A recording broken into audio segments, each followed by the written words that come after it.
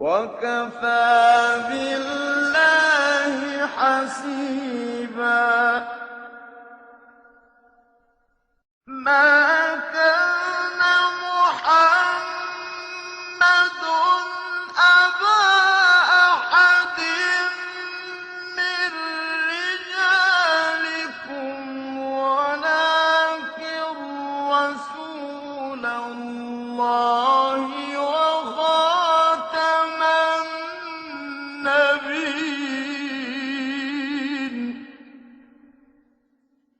وَكَانَ اللَّهُ بِكُلِّ شَيْءٍ عَلِيمًا.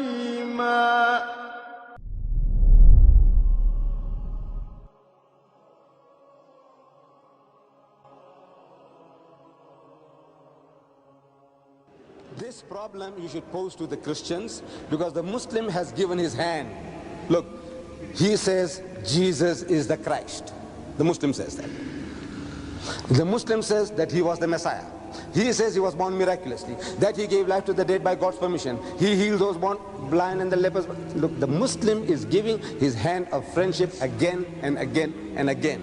Now this question of yours, this good spirit of yours, you should expend it on your Christian friends. Ask them that, look, since a Muslim is coming forward, why aren't you prepared to give your hand of acceptance and say, look, we also believe that Muhammad is the messenger of God, and you 1,200 million Christians and 1,000 million Muslims can get together on a common platform.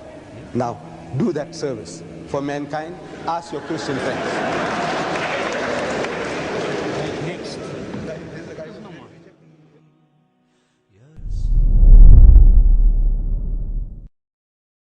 Ahmed Hussein Deedat was born in India on July the 1st in the year 1918. His family resided in the district of Surat. Shortly after his birth, his father Hussein Deedat pursued new employment opportunities in the growing economy of South Africa, where he soon found employment as a tailor. Hussein Deedat made the difficult yet courageous choice of leaving his infant son Ahmed in the loving and vigilant guardianship of his mother back in India. The young Ahmed would not be reunited with his father until 9 years later. When the situation was more favorable and his status had grown more stable, Hussein Deedat arranged for his son to join him in South Africa. That was when Ahmed Deedat obtained his first passport, which was issued by the British colonial administration.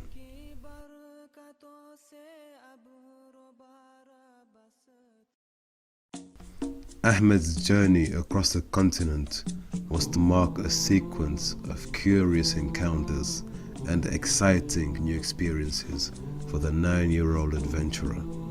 He traveled to South Africa unaccompanied by any adult on his long and challenging sea voyage. Told me that, Yusuf, it was the first time in my life that I saw the ocean, the sea. It was the first time in my life that I boarded a ship.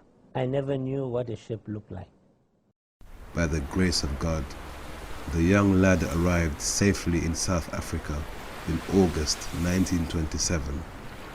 But just a few days prior to his arrival, the South African government had set a strict and final deadline, after which no unaccompanied youngster would be admitted within the borders unless they were accompanied by their mothers.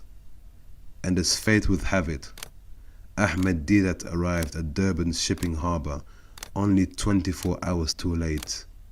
The curfew had expired and the new law had come into full effect.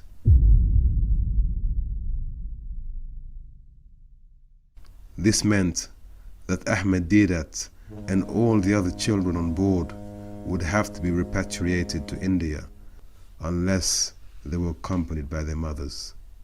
Unfortunately for Ahmed, he was unaccompanied by any adult, so the authorities were obliged to send him back to India. However, his father was adamant that no such thing would happen. Ahmed's father, Hussein Deedat was a resolute and firm man who would not take no for an answer. In a moment that would set the course of history for Islam in South Africa, Hussein Deedat held onto the tender hand of his 9-year-old son and defiantly walked past the customs officers. By the will of God, Ahmed Deedat was the only child that day to have been admitted into the country. All of the others were sent back to India. Hussein Deedat found a great admirer in his young son Ahmed. Perhaps his confidence and strength of character had contributed towards the courageous and confident man that this young boy would one day become.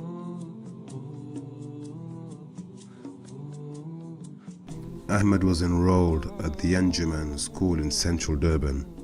Yet despite the fact that he had never been to school prior to this, the young student soon caught up and surpassed his classmates and went on to become an exemplary student, topping all of his classmates in just 6 months. Yet his bright prospects and dazzling ambition would be darkened by the dark clouds of separation and loss that engulfed the young hopeful when news of his mother's death reached him in South Africa.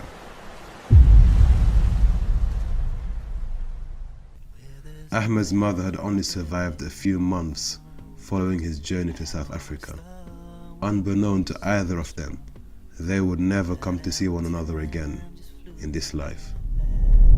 The young Ahmed's emotional losses were soon to take on a financial dimension when he soon found himself shouldering a mountainous load of worries and concern at the tender age of 10 years old. Uncertain as to the future continuation of his studies, the strains from this painful predicament soon became apparent on the face of Ahmed Deedat. The traces of concern and stress caught the attention of a local businessman who approached the young boy and reassured him that the school fees would certainly be paid and that he should only return to school and concentrate on his studies. Upon his return to school, Ahmed Deedat was confronted by his teachers and his school fees were requested. Upon this request, Ahmed responded full of zeal and confidence that all of his fees were soon to be paid by the generous businessman. However, unbeknown to him at this time, the promises that were made to him were all in jest. In fact, it was a cruel form of entertainment and a vicious string of lies and deception. The businessman told Ahmed that he was only joking. In actuality, he never intended to sponsor the young orphan's education. It was all just a joke.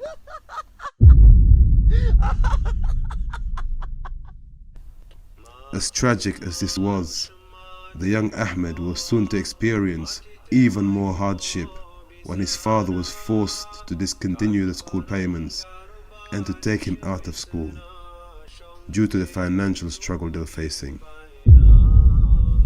Like millions of prepubescent boys in that era, the young Ahmed was now obliged to take on a trade.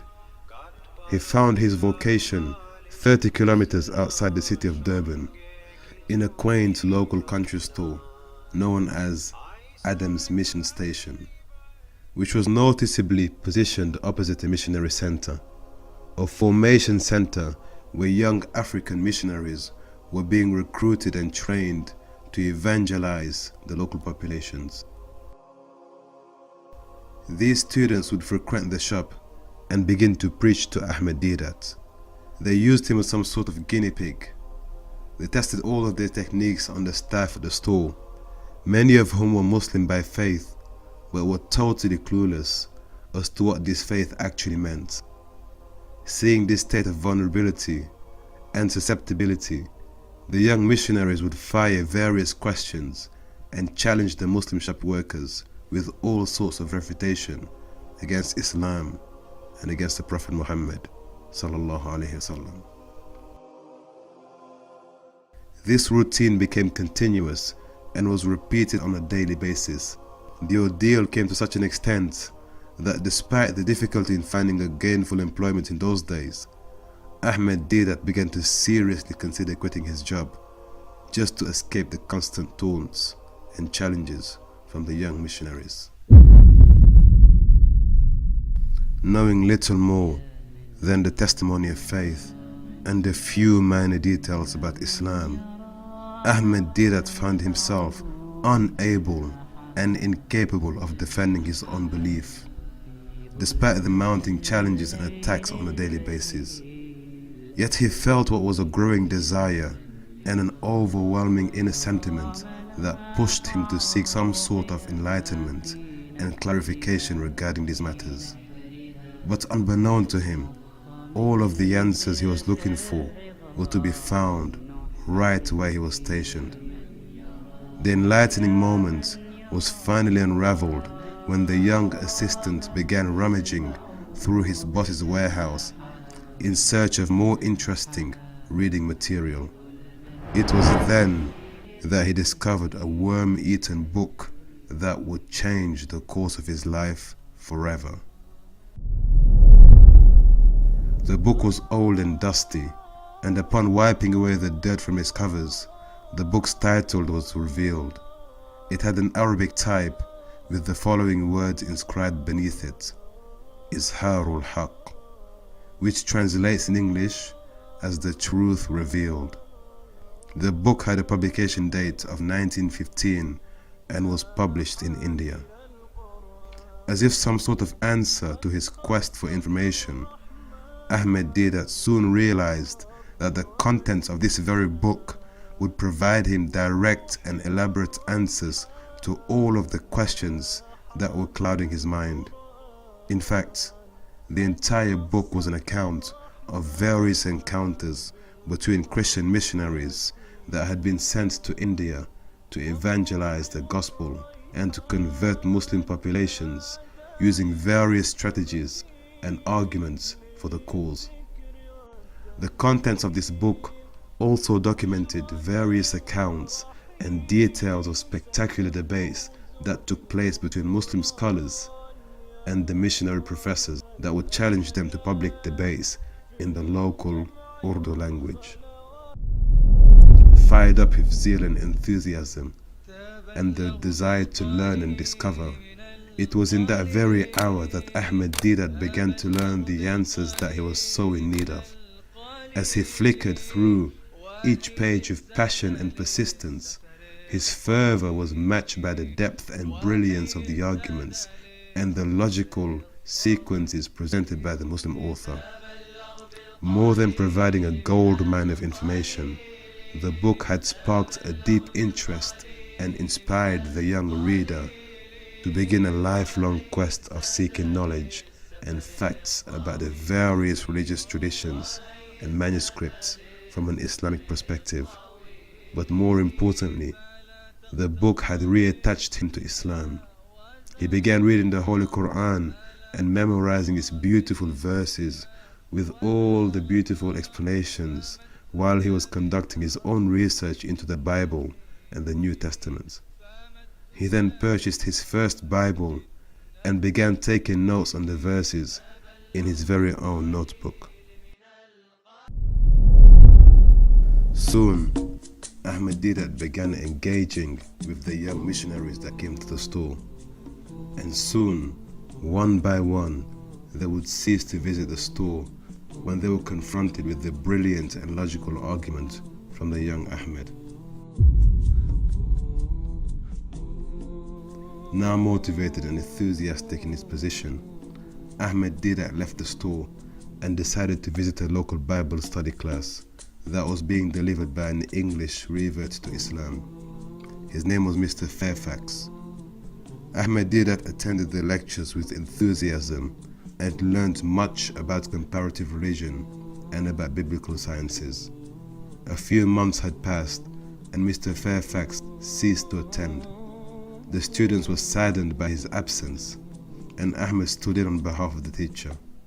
His style and charisma was so brilliant that he eventually continued teaching the class for a further 3 years.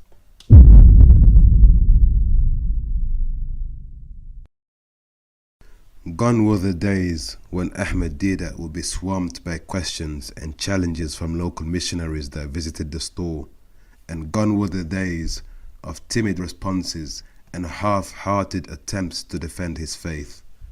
Ahmed Deedat now began to challenge the missionaries regarding the validity and veracity of their very own scriptures. This he did skillfully and eloquently, with a fluency and authoritative tone that soon drove the missionaries away from the store altogether. Following his successful engagement with the missionaries, Ahmed Deedat began to seek a new platform for his thought-provoking questions and his beautiful call to Islam. He pioneered new and unheard-of approaches to the traditional means of propagating Islam. He was one of the first proponents to place open adverts in the local English newspapers in defense of Islam.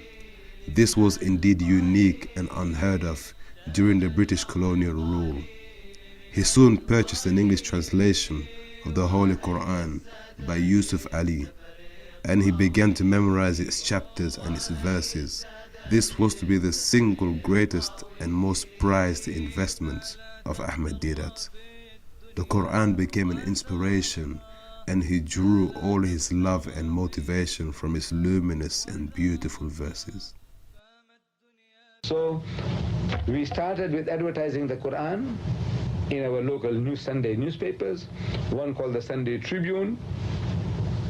We advertised Quranic verses under the heading, "The Quran Speaks," a message from the Quran, and giving our name and address that further inquiries can be made, and for free literature they can write. And then the same thing we started doing for the African people in the Zulu language newspaper called Ilanga Lasi Natal, means the son of Natal, in which we had Quran Yakuluma, which means what the Quran says. And again, the same technique, verses from the Quran translated into Zulu and offering people free information and literature. Dawah, or the Islamic call to propagation, began to dominate his life. Ahmed Deedat was soon invited to Cape Town, where he delivered lectures in huge halls and attracted crowds of over 40,000 spectators. He raised the morale of the Malay people in the Cape region, who had been feeling disillusioned and downtrodden by the dominant Eurocentric culture in South Africa. During his rise to fame, Ahmed Deedat was approached by a man known as Haji Kadwa, following one of his open lectures. The wealthy patron extended an open offer of 75 acres of land, which would all be donated to Ahmed Deedat's organization in order to assist him in his work and development. This came through as a major breakthrough for Ahmed Deedat and his administrative team. He seized the opportunity and moved to the south coast of Natal with his family in order to establish and run the new organization, which he named As-Salam. As-Salam was dedicated to teaching comparative religion. The students also learned how to clarify misconceptions and how to deliver the pure teachings of Islam to non-Muslim audiences. We have a dozen different types of literature, all on comparative basis. And we are publishing these literature now 100,000 at a time. We have a book called What the Bible Says About Muhammad. That book, we have done more than 300,000. Then we have another book, Is the Bible God's Word? We have done more than 260,000. And all crucifixion or crucifixion, Christ in Islam, how Islam solves the racial problem, the Muslim at prayer, and on. We are printing these booklets 100,000 at a time for absolutely free distribution. We don't charge anybody. We have so far handled this office of mine some 85,000 Holy Quran translations, Arabic text, translation and commentary, which we have been selling, and what returns we get gets plowed back into propagation. And we have also been giving out these Qurans. We have been offering to free, free, free. To every school, college, university, and public library, absolutely free of charge. To every mosque and madrasa, absolutely free of charge. And we have handled so far about 85,000.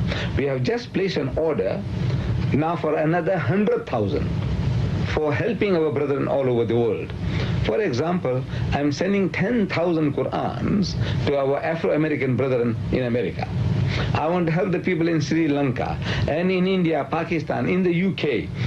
We want to do this, that the Quran is made available, freely available at a very low price, subsidized cost, or even free. And 100,000 are now, inshallah, under print.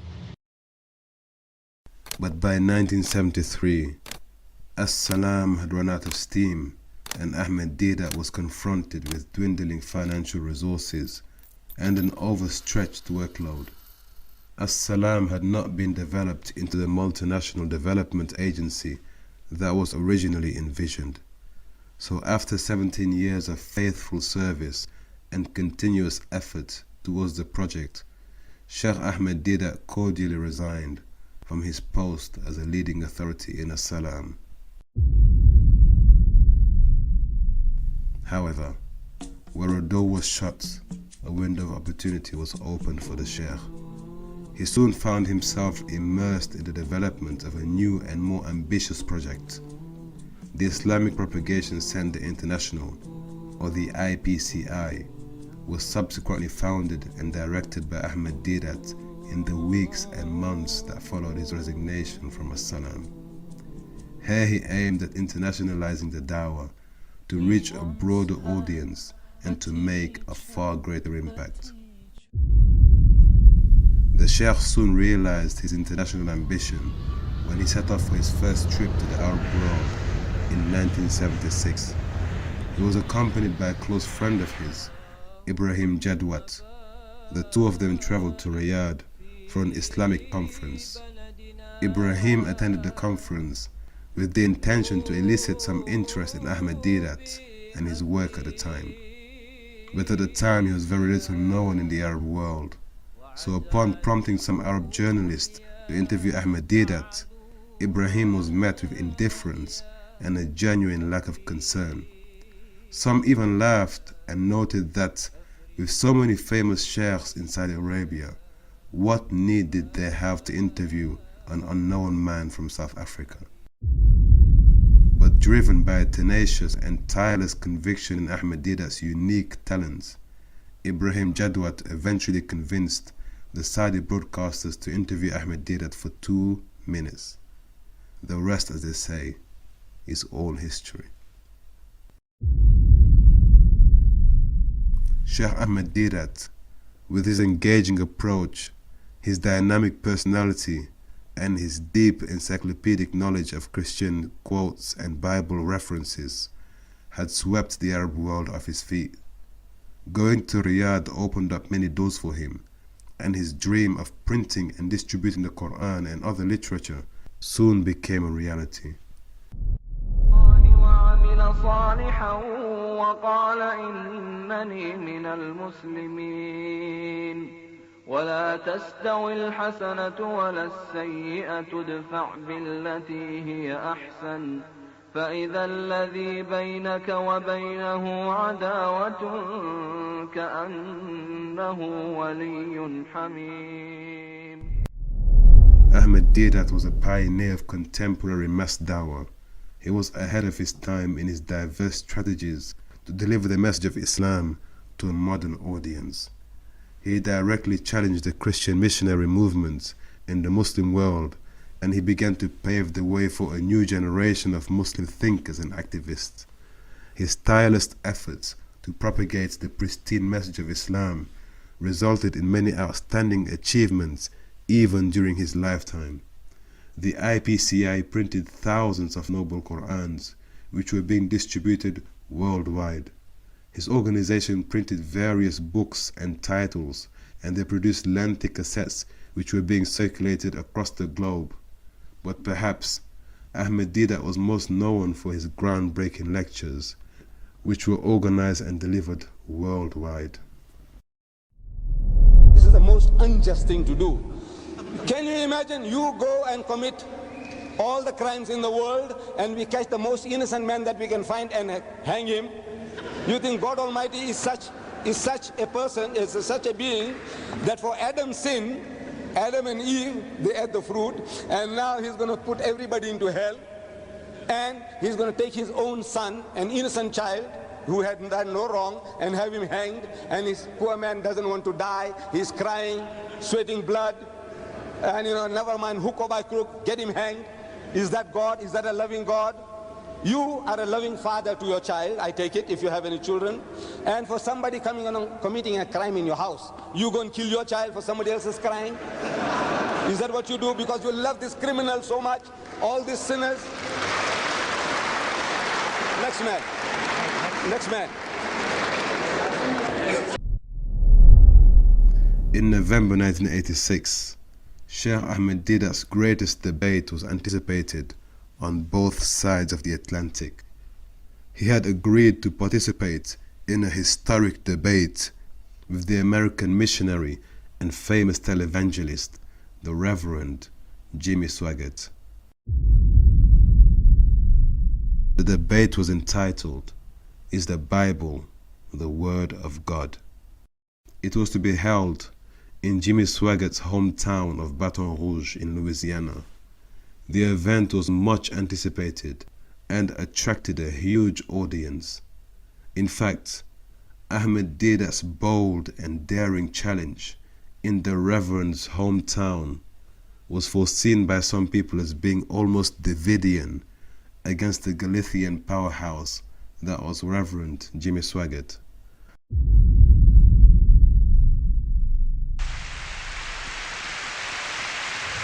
Glory. I do have something to shout about because Jesus won the heavyweight championship of the world when he knocked the devil through the ropes 2,000 years ago by the shedding of his precious blood. He is victorious. He is king. He is all power. He's a mighty tower. He's a mighty fortress. He's a mighty buckler. He's a mighty shield. He's the Prince of Peace, the Rose of Sharon, and the Lily of the Valley. Jesus, Jesus, Jesus, Jesus, Jesus, Jesus, Jesus. A man who headed a $100 million missionary station and one of the largest evangelist churches in the world. In fact, the odds were stacked so heavily against Shaikh Ahmed Deedat that his very own son, Yusuf Deedat, began to dissuade his father from even debating Jimmy Swaggart. Everything he spoke, we should make us cry. And the way he should move, I should tell my dad, be careful, Daddy, don't take this guy on. You could take the world on, but don't take this guy on. Psychologist. Your answer is not the psychiatrist. Your answer is not a pill bottle. Your answer is not in more therapy or counseling. Your answer is the mighty name of the Lord Jesus Christ and the blood that he shed at Calvary 2,000 years ago. And one day I heard that he booked a ticket to America to go and debate with Jimmy Swaggart. And believe me, my brothers and sisters, I came home shivering, wallah, thinking that this is one day that my father is going to lose. But the date was set, the tickets were sold out, and the anticipation was sky high. Not only did this mark one of the most famous interfaith encounters in modern day history, but it was a pivotal moment in the Muslim world. It was the point at which a confrontation between the East and the Western ideological struggle came to the meeting of minds. The debate on whether the Bible was the veritable word of God had come to symbolize a debate of epic proportions. The event was renamed the Great Debate. Mr. Deedat mentioned the Douay version of the Bible. Sir, we do believe in the Douay version of the Bible. Translation, let's put it that way. We do not accept those spurious books that were mentioned, but we do believe in the Douay translation. We feel it's a good translation. No one has to believe in a particular translation of the Bible to be saved. You do have to believe in the Word of God to be saved. And once again, the Word of God says there is none other name under heaven. It also tells us that we are saved by faith, not by works, lest any man should boast. We're saved by faith in the Lord Jesus Christ. And I don't care where that word is. If the Word of God, do you have a Quran over there, sir? Could I mean, I was hoping he brought one. Okay. Any word of God that's in this book, if you believe it, pertaining to salvation, you will be saved. You follow what I'm saying? If the Word of God pertaining to salvation, pertaining to being redeemed, pertaining to being saved, if it's written on the side of a wall somewhere, to be frank with you, it's written on our hearts. That's what the Bible tells us. You can memorize this book and worship it, and it won't save you. It has no power to save you. But the Word of God, if adhered to, and that means accepting Jesus Christ as one's own personal Savior. If that is in the Quran, you can be saved.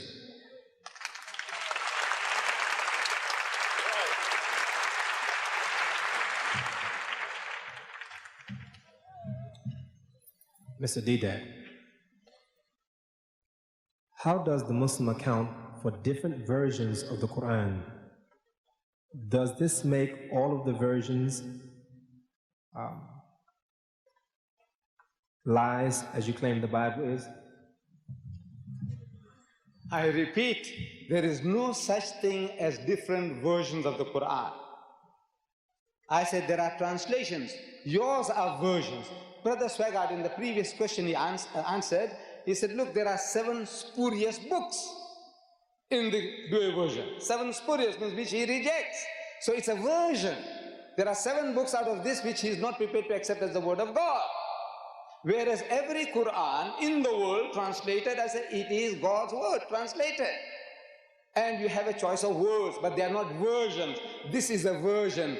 This is a version. Chunks and chunks are thrown out from what is in here. Different version.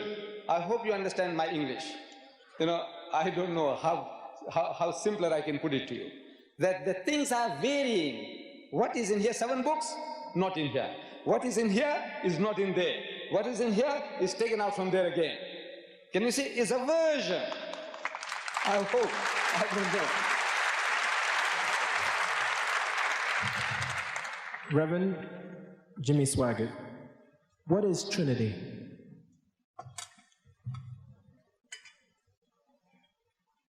We believe the Word of God teaches that there is one God, not 2, 5, 10, 12, 15, one, manifest in 3 persons, 3 different personalities. We believe there is a Heavenly Father, we believe there is God the Son, and we believe the Holy Ghost, as Mr. Deedat mentioned, that came upon Mary, is also God. They are indivisible, meaning they agree perfectly. They are one in unity. They never disagree. They never have disagreed. We believe that when you get to heaven, if you get there, Jesus Christ, the Son of God, will be seated according to the Word of God by the right hand of the Father, and will actually maintain that throne forever, basically. That's what we mean by the Trinity in a short nutshell.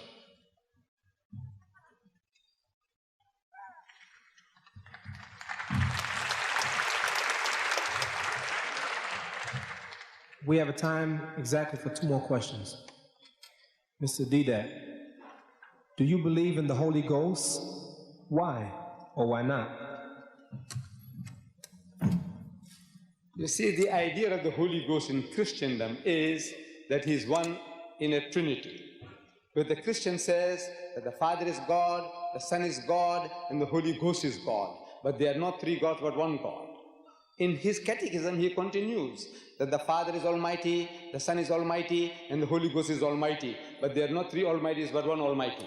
It continues, your catechism. It says the Father is a person, the Son is a person, and the Holy Ghost is a person. That's what Brother Swagger says in his book. Person, person, person. But not three person, but one person. I am asking, what language are you speaking?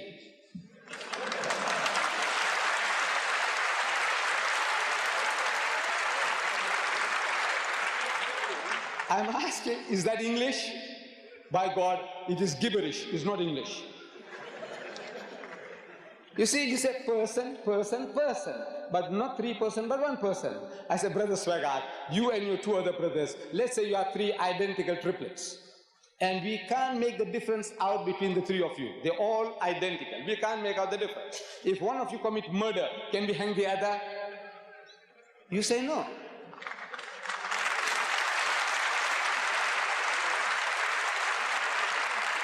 I'm asking, why not? So you tell me that he's a different person. I said, right. What makes him different? His personality. So the Father, imagination, the human mind, you can't help. When you use words, they conjure up mental pictures. When you say in the name of the Father, you have a certain mental picture of that old Father Christmas, Santa Claus, millions and millions of times bigger than man, but something like a man sitting on some planet with his feet dangling onto the earth as his footstool, the heaven as his canopy, the loving Father in heaven. When you say God the Son, I'm asking, are you thinking of a prize bull or a false one? No. You're thinking of a handsome young man, blonde hair, blue eyes, handsome features. Something like what you saw in the King of Kings, Jesus of Nazareth, or the Day of Triumph, where Jeffrey Hunter was acting. Handsome young man, blonde hair, blue eyes, handsome features, nice beard, not with a poly nose, with a crooked nose. That might make other pictures come into your mind. Shakespeare made Shylock famous. Is it Shylock? No. You see, so you're thinking of somebody like an Englishman or a Nordic or a German type with a straight nose, the Son. And the Holy Ghost, something that came like a dove when Jesus was baptized in the river Jordan by John the Baptist, or something that came in flames of fire at Pentecost. I said the picture is not very vivid, but the picture is there. You have three distinct mental pictures, and howsoever hard you try, you can never superimpose those three pictures and create one. There'll ever be three in your mind. But when I ask you how many pictures you see, you say one. You are lying to me. Brothers and sisters, you are lying to me.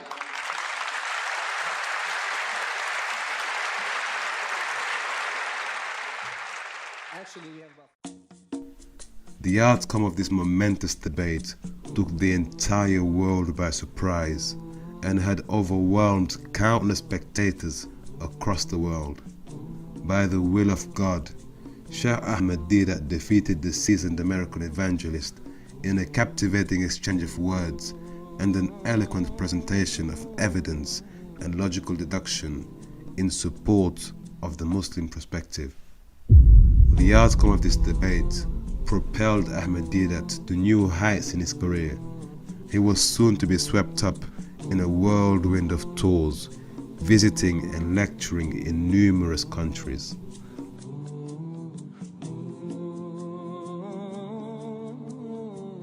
With his new status and achievement in the field of Islamic propagation, Ahmed Deedat's organization, the IPCI, expanded its activities and its premises, moving to a larger building and servicing a growing global audience.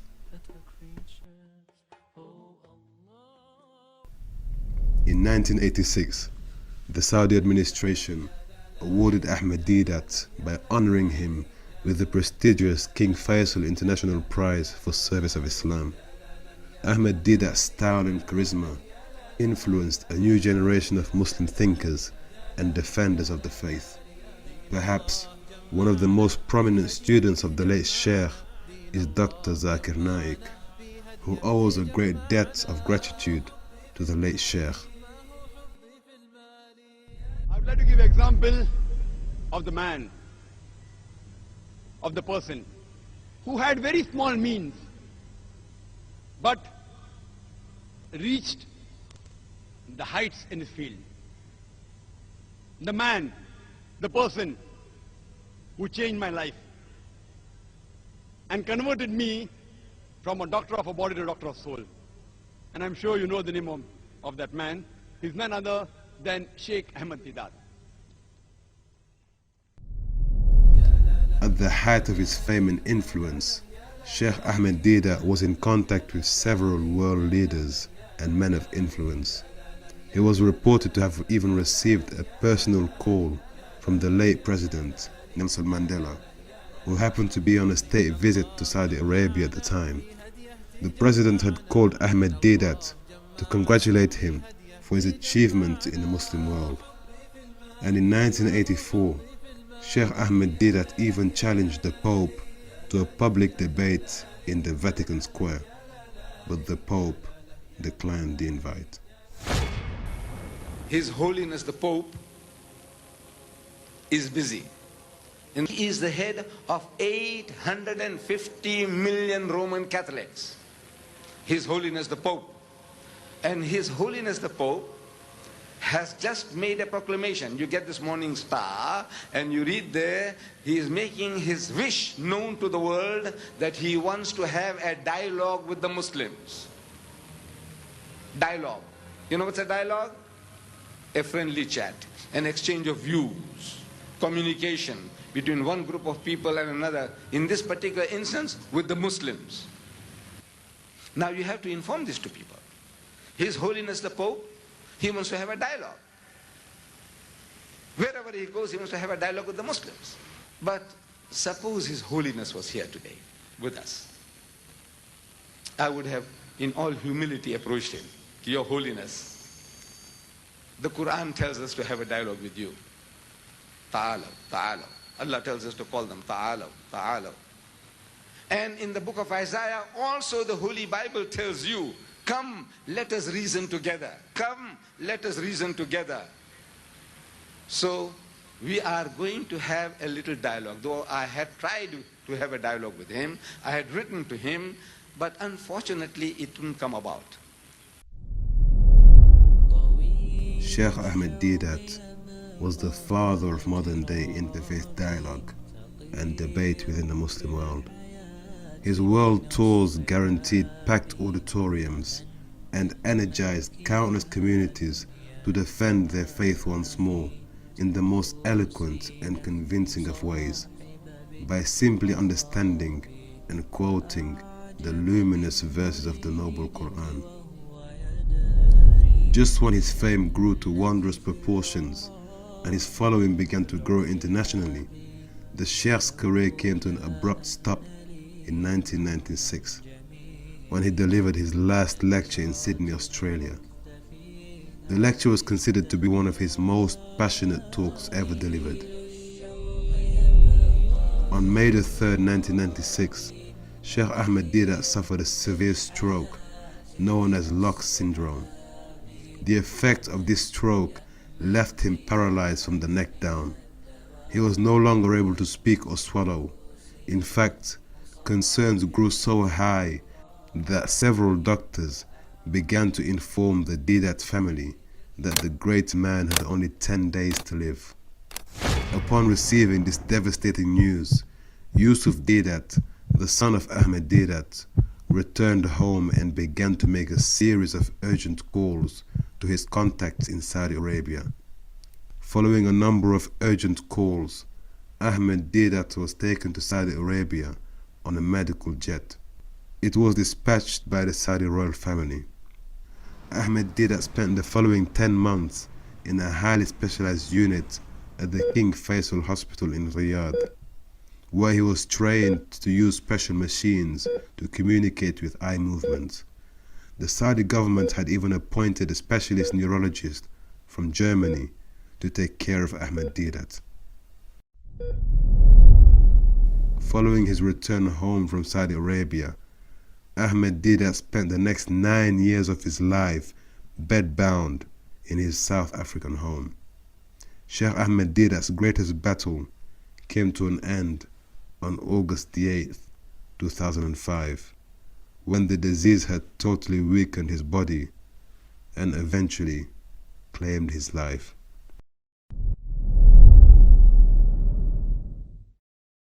إن الذين قالوا ربنا الله ثم استقاموا تتنزل عليهم الملائكة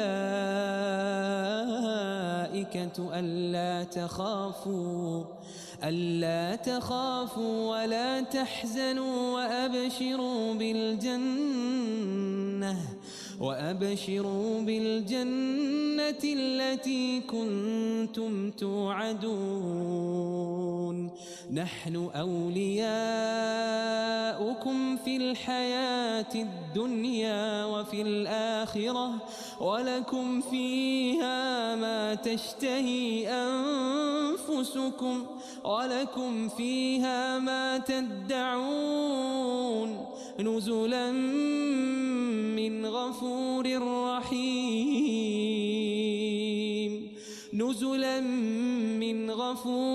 رحيم ومن أحسن قولا ممن دعا إلى الله وعمل صالحا وقال إنني من المسلمين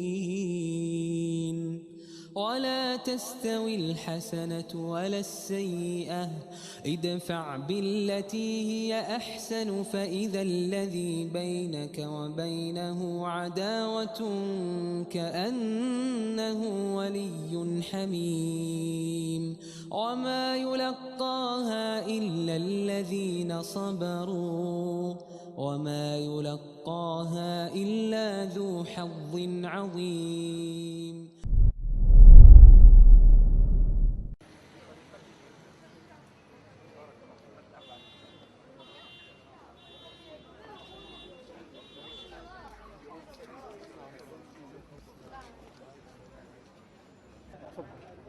إسماعيل بن موسى منك مفتي زيمبابوي. الشيخ أحمد ديدات الفقيد رجل كان معروف في العالم الإسلامي وحتى في العالم كله، وخدم الإسلام والمسلمين بطريقة غير مسبوقة. يعني سبحان الله بين مواضع الاختلاف والاتفاق بين الأديان، بين الإسلام والنصرانية واليهودية، مواضع الاتفاق والاختلاف كذلك. والحمد لله انتقل إلى رحمة الله. اليوم نقول إنا لله وإنا إليه راجعون. مآثره عظيمة كبيرة جدا، وأنا أنصح جميع المستمعين أن يعني يأخذوا أو يشتروا من السيديهات الموجودة في العالم أجمع ويسمعوها أو يشوفوها، سواء كانت مرئية أو مسموعة، ويستفيدوا منها، لأنه بين مواضع ضعف الأديان الأخرى وقوة الإسلام، ومواضع يعني الأخطاء في الإنجيل والتحريف بينها. وكان يحفظ الإنجيل يرحمه الله حفظا يعني أحفظ من البابا في الفاتيكان. والقصة المعروفة لدى الجميع أن البابا يوحنا الثاني الذي مات يعني قبل فترة لم يأتي إلى جنوب أفريقيا إلا بعدما مرض الشيخ أحمد، لأن الشيخ أحمد قال له إذا أتيت إلى جنوب أفريقيا لابد من مناظرة. وكان البابا هذا معروف أنه كان يخاف من هذه المناظرة، لأنه ما من شخص ناظر أحمد ديدات إلا ويعني تقريبا نستطيع نقول هزم في جميع المناظرات. فلذلك يعني ننصح الجميع أن يدرسوا يعني ما قدمه الشيخ هذا للإسلام والمسلمين، والكثير من الناس دخلوا الإسلام على يديه. وأنا أعرف حتى في ملاوي وزيمبابوي وبعض الدول يسمعون شرائطه وينظرون إلى هذه المناظرات ويدخلون في الإسلام مباشرة. فالحمد لله يعني له خدم الإسلام والمسلمين بشكل عجيب. وكما تشوف اليوم الجم الغفير أظن في جنوب أفريقيا، يعني هذا عدد يعتبر عدد هائل كبير جدا لحضور جنازة مثل هذه، فالحمد لله على ذلك. وفي نفس الوقت ندعو الله عز وجل أن يدخله فسيح جناته. The legacy of Shaikh Ahmed Deedat extends towards the entire Muslim Ummah. Thousands of people from across South Africa participated in the funeral of Shaikh Ahmed Deedat. They came from near and far to pay their final respects to the man who had made them proud once again. A man who at a time when the Muslim community had everything going against it, he single-handedly raised their morale and made them proud to be Muslims again. A man whose voice, courage and conviction served as a piercing ray of light amidst the blinding shadows of confusion, doubt and ignorance. May Allah grant Shaikh Ahmed Deedat a most beautiful and ready audience in the high palaces of paradise. Look, you can change the people. Wallah, and I tell you, it is the destiny of Islam to change this country. You have it. Allah has given it to us. He's telling us in the Quran, He's given you a deen. It's the liyuzahirahu ala deen kulli, is to master, overcome and supersede every other deen, every other way of life, whether it be Judaism, Hinduism, Buddhism, Christianism, communism, every ism. Islam is destined to master them all. So, walau karihal kafirun, no mind how much the unbeliever might not like it. And he repeats the same formula in the Quran again. And he ends by saying, وَلَوْ كَرِهَ الْمُشْرِكُونَ, now man, how the mushrik might not like it. This is the destiny of his deen. And he repeats the same formula again in the Quran 3 times. He says, هُوَ الَّذِي أَرْسَلَ رَسُولَهُ بِالْهُدَى. He it is who has sent his messenger with guidance, وَدِينِ الْحَقِّ, and with the religion of truth, لِيُزْهِرَهُ عَلَى الدِّينِ كُلِّهِ, that it may prevail, overcome and supersede every other deen, bulldoze them all. وَكَفَى بِاللَّهِ شَهِيدًا. And enough is Allah is a witness to this fact that is going to make his deen to prevail with you or without you. Open the Quran, read the Quran, and let Allah speak to you.